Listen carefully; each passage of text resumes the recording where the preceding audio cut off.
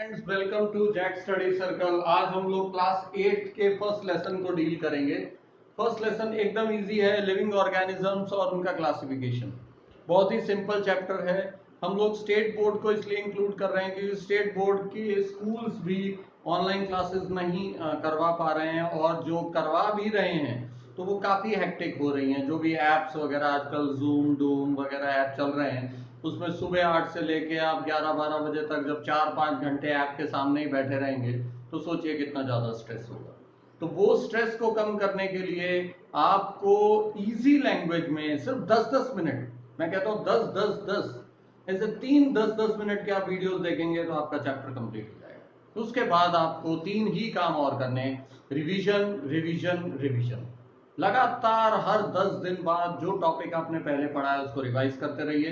यही सबसे अच्छा तरीका है अच्छे स्कोर करने का। आप बड़े बड़े जो भी स्कॉलर्स हुए हैं, जिन्होंने आईआईटी क्रैक किया है, जिन्होंने कैट क्रैक किया है, आप उनसे एक बार पूछिए। जरूर पूछने का तो जरूरत नहीं है आजकल, आप गूगल पे जाके देखिए, उनके इंटरव्यूज देखिए यूट्यूब वगैरह पे। एक ही चीज सबसे ज्यादा: फोकस स्टडी, स्मार्ट स्टडी पढ़ना।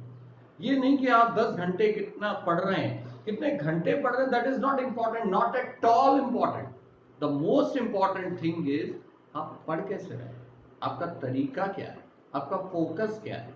आप ये 10 मिनट का जो वीडियो देख रहे हैं ना, इस 10 मिनट 10 मिनट और 10 मिनट मतलब 3 वीडियोस में आप ये चैप्टर को पूरी तरह ग्रास्प कर लेंगे।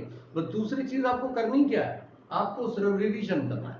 एक बार आप देखोगे, दूसरी बार आप रिवाइज करोगे, तीसरी बार एक बार और रिवाइज करोगे, और फिर उसको लिख के देखोगे। मेन मेन पॉइंट्स और टॉपिक्स आप अगर लिख के देख लें, आपको लर्न हो जाएगा।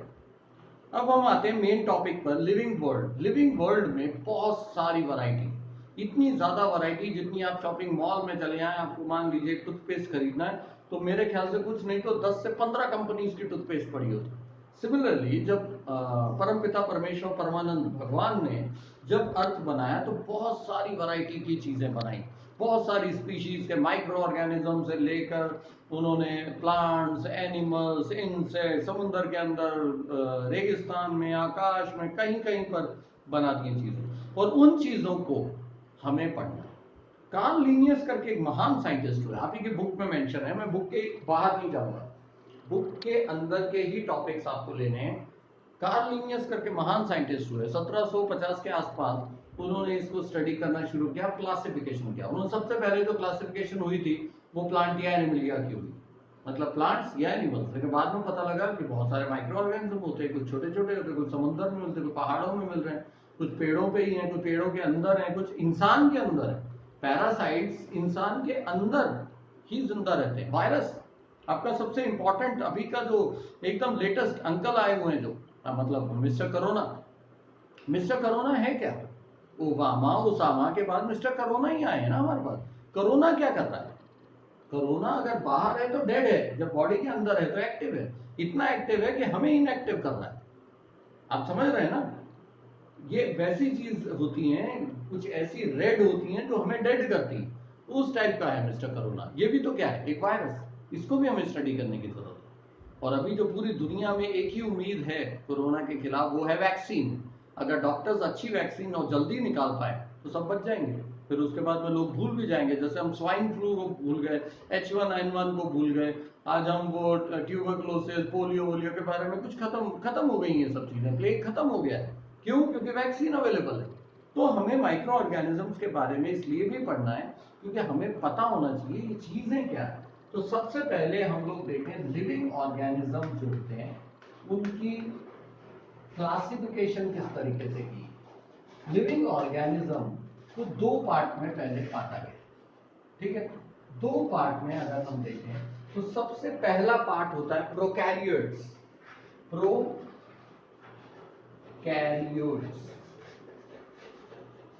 ठीक है? और दूसरा पार्ट क्या होगा? यूकैरियोट्स।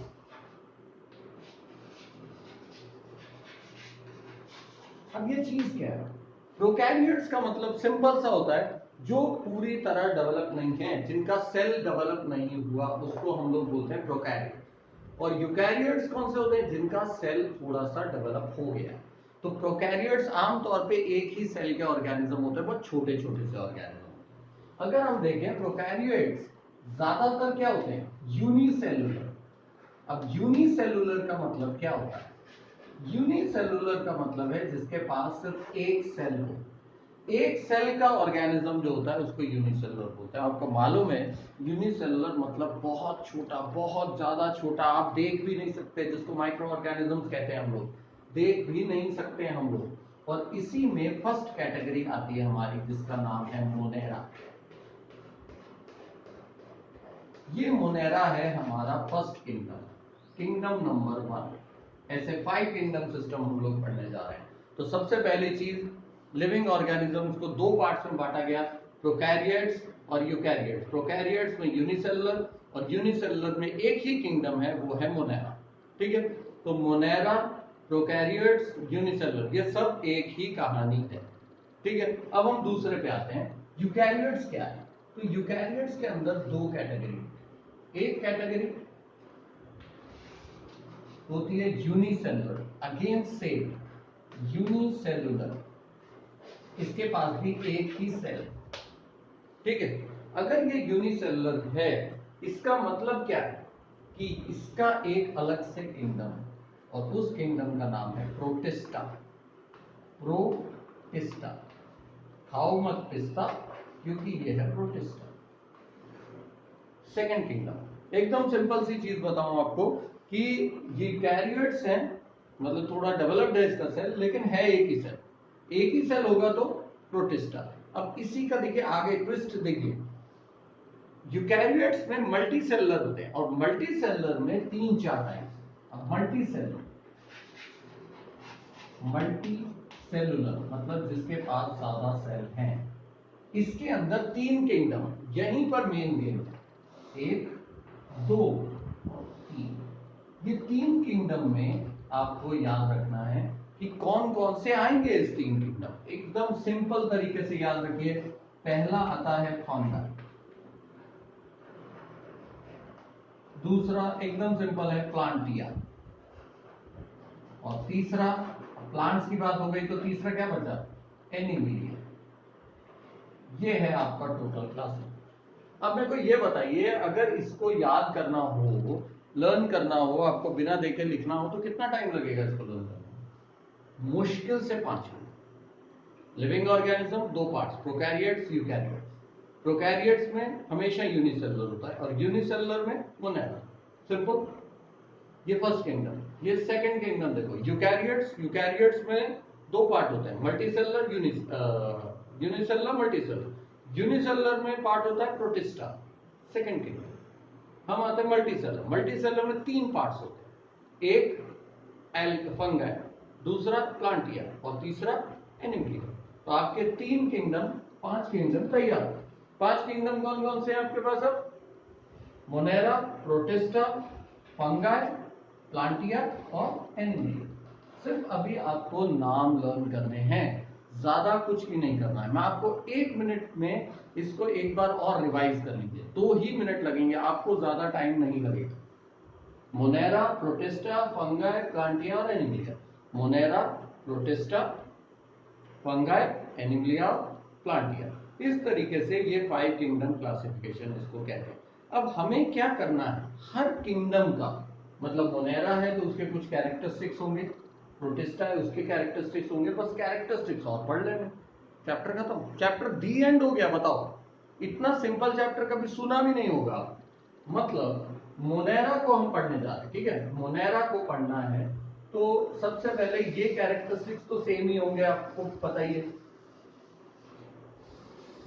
कुछ कैरेक्टरिस्टिक्स एकदम सेम होंगे, कौन कौन से, इसलिए मैंने रब नहीं किए, आपको समझ जाना चाहिए।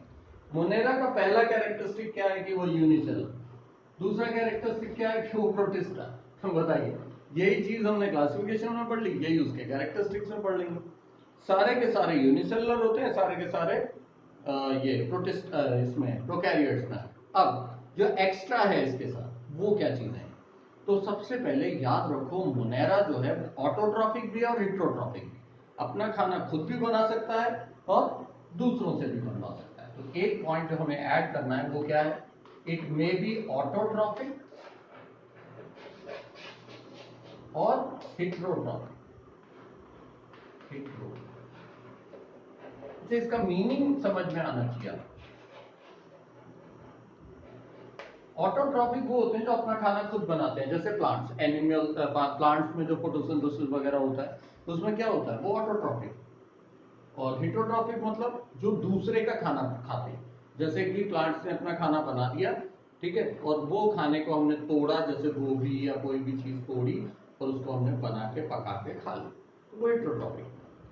तो मोनेरा के मेन कैरेक्टरिस्टिक्स क्या हो गए कि इसके सेल प्रोकैरियोट्स हैं, यूनिसेलुलर है, ऑटोट्रॉफिक है, हिट्रोट्रॉफिक है। और एक पॉइंट और याद रखना है आपको, क्योंकि ये प्रोकैरियोट है, इसका मतलब कि cell not well developed, cell not well developed, well developed cell नहीं है।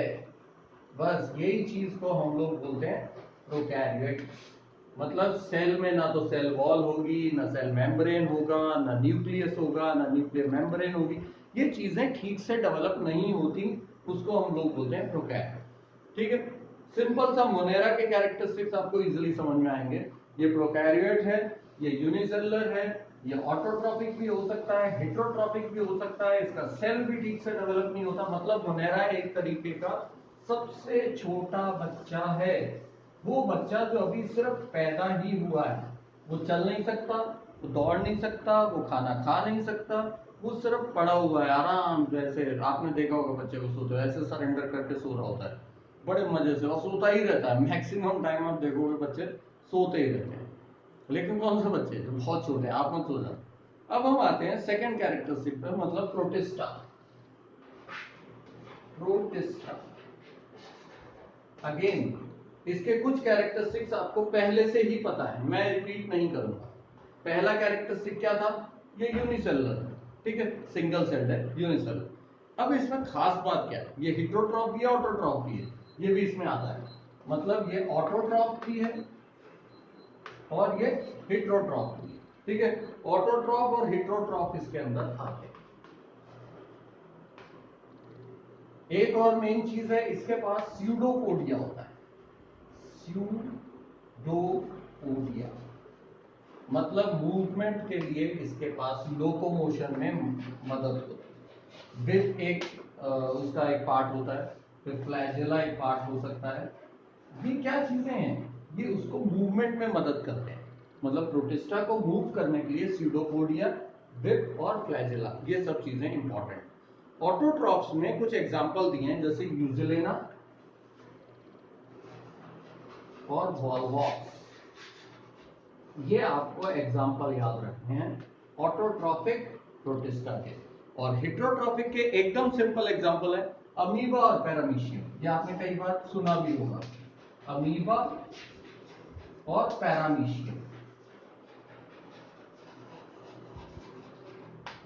ठीक है। तो हम लोग आज इतना ही पढ़ेंगे। लिविंग ऑर्गेनिज्म के कैरेक्टरिस्टिक्स जो हम लोगों ने क्लासिफिकेशन देखा, उसमें 5 किंगडम हमने देखा था, मोनेरा, प्रोटिस्टा, फंगाई, एनिमलिया और प्लांटिया।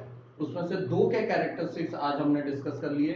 पहला किसका किया हमने, मोनेरा का, ठीक है, और दूसरा किसका है, प्रोटिस्टा का। प्रोटिस्टा का एकदम सिंपल है, ऑटोट्रॉफ्स, हेटेरोट्रॉफ्स, स्यूडोपोडिया, विप और फ्लैजेला। ऑटोट्रॉफ का एग्जांपल यूजेलेना एंड वॉल्वॉक्स, हेटेरोट्रॉफ का एग्जांपल अमीबा और पैरामीशियम। अब आपको करना क्या है, सिर्फ ये वीडियो को 2-3 बार देखना है और ये जो चीजें लिखी हैं इसको नोट डाउन करके लर्न कर लेना। सिंपल, आपका चैप्टर 1/3 कंप्लीट हो गया। तो ज्वाइन कीजिए जैक स्टडी सर्कल को, अगर आपको लगे कि ये बहुत इजीली पढ़ाई हो जाएगी तो ज्वाइन कीजिए Jack Study Circle. Thank you.